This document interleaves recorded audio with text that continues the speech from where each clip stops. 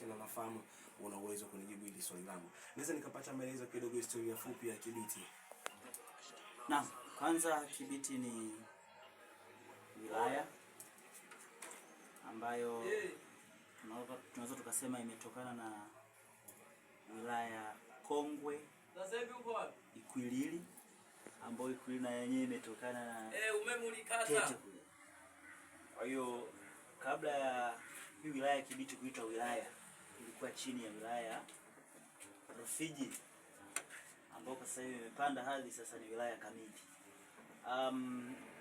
Wilaya Kibiti kwa maana kwamba mwanzo ilikuwa Rufiji, ulikuwa hauwezi kuitenganisha na Kibiti, na maana Rufiji na Kibiti ni zao la Rufiji. Naam, ni zao la Rufiji. Na hiyo process ya kuitoa Kibiti kutoka kwenye wilaya ya Rufiji moja kuja kwenye wilaya ambayo inajitegemea kama wilaya la kuanza kufanya shughuli zake za kujitegemea za uongozi na vitu vingine, ilikuwa ni muda gani na chanzo kilikuwa ni nini?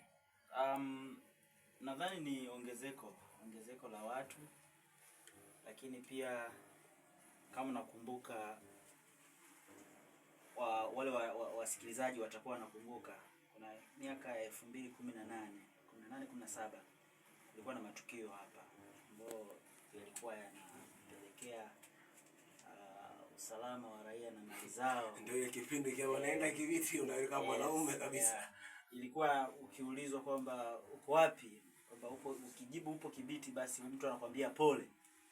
Na kwa kipindi kile ilikuwa hata mtu anapokuja kupangiwa kazi Kibiti anawaza kwamba itakuwaje.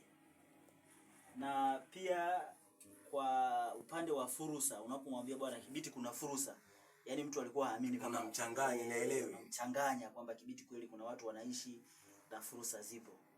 Na ni watoe hofu tu wapenzi wasikilizaji kwamba Kibiti na fursa nyingi,